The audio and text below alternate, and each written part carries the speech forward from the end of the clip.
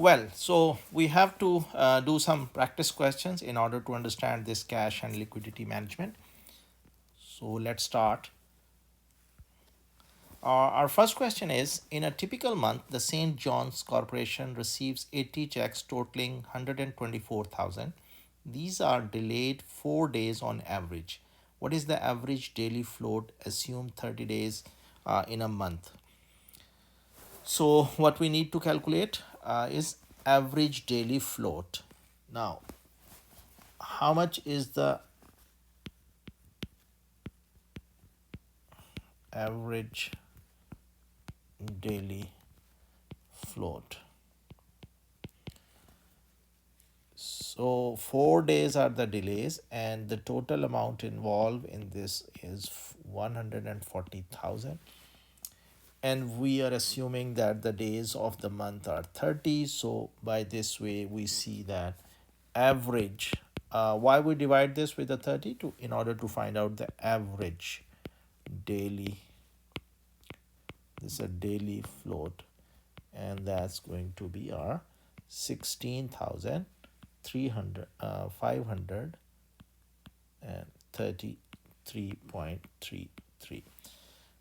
These are the dollar amounts. So this is very simple, just to find out the daily average. Now our next question is saying, each business day on average a company writes check totaling 12,000 to pay its suppliers.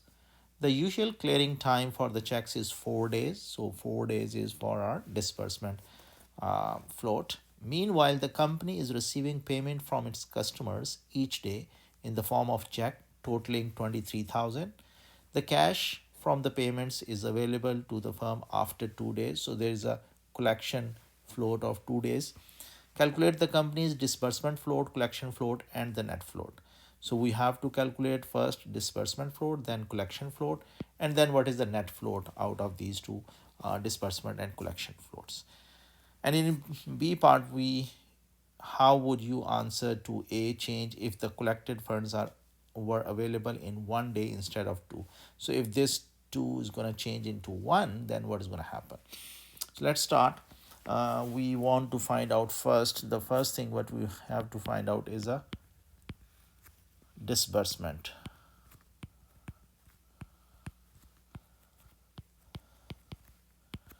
float.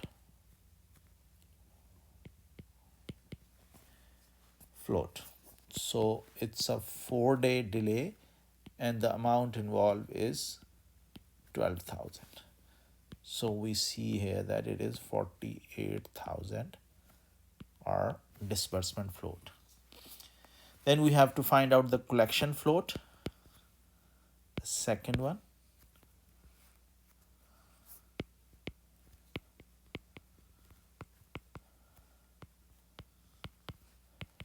The delay is 2 days, and the amount involved is 23,000. So by this way we see it is 46,000 is our collection. Now we need to find out the net float. By the way, it's a whole one part, the part A, net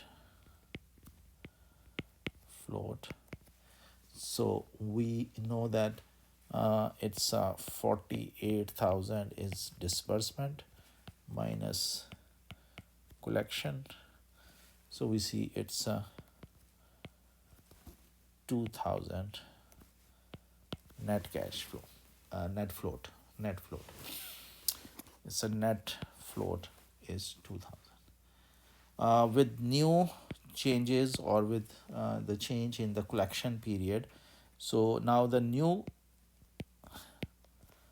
collection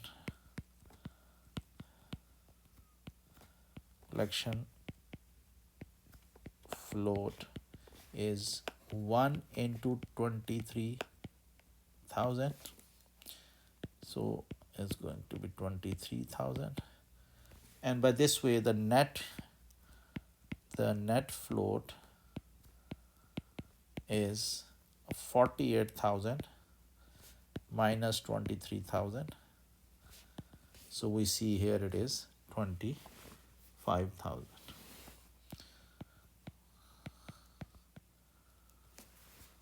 right? So this is our B part. Now let's move on to the third one. Lancaster Wine Corporation receives an average of 19,000 in checks per day. The delay in clearing is typically 3 days. The current interest rate is 0.017% per day. So the interest rate is given in per day.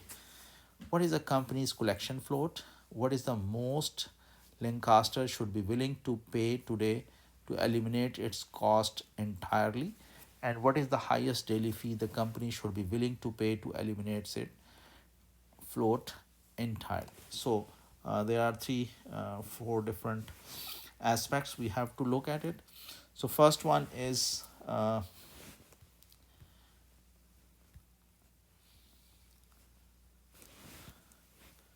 it's a collection float of 19,000 checks per day, and there's a 3 days in it. So we can see here in A part, it's a collection float, which is 3 into 19,000, and we see here it is 57,000 altogether. Now, the question is asking about what is the most Lancaster should be willing to pay today to eliminate the float entirely. So definitely the maximum, the not more than. So it's our A part, and B part is not more than 57,000. And the daily, how much they are willing to pay on the daily basis is maximum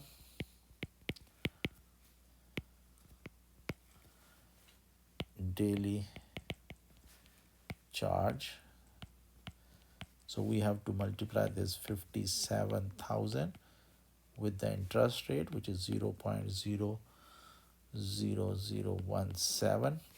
So we get the value, which is $9.69. So Lancaster is ready to pay $9.69 per day in order to avoid or eliminate this float of 57,000. So now move on to the last one, and last one is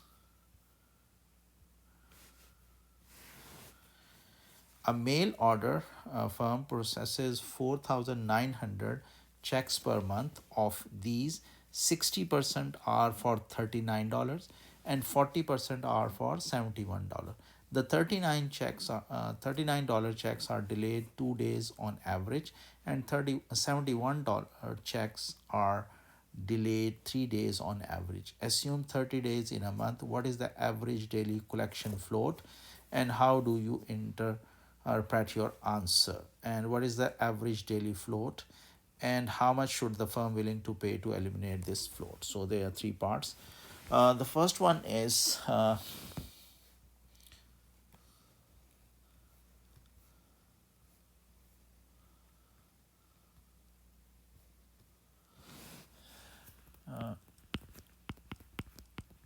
average daily float. So how do we write it? We have to going to write it like 0.60 into 4,900. These are the number of checks. Multiply by 39, right? And the delay is 2 days. So this is whole about the $39 check. And then we have a 40% of 4,900 into 71 into 3 days. And this all together, we're going to divide it with 30 so that we can get it on daily basis. So when we solve this, we get it $21,560. That is our average daily float.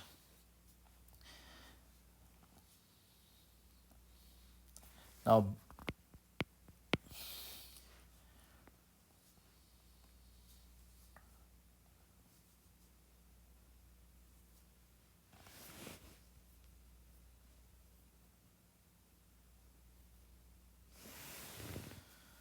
so the second part, what is the average daily float?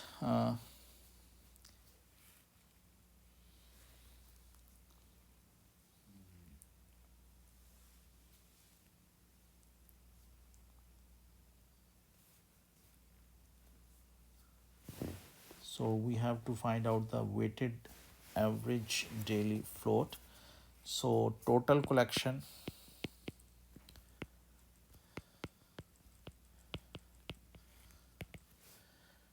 uh, 0.60 into 4900 into $39 plus zero point 0.4 into 4900 into $71. So by this way we see that the total collection per day is 253,820. Now weighted average delay is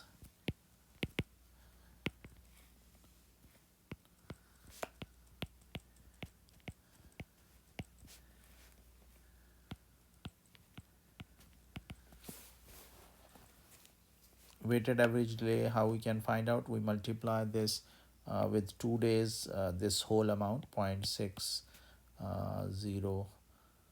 into 4900 into 39 plus 3 into 0.4 into 4900 into 71. So we get it, the weighted average delay is 2.54826 days. That is our average daily weighted average delay. Now average daily float, how we can calculate it? Average daily float, average daily float.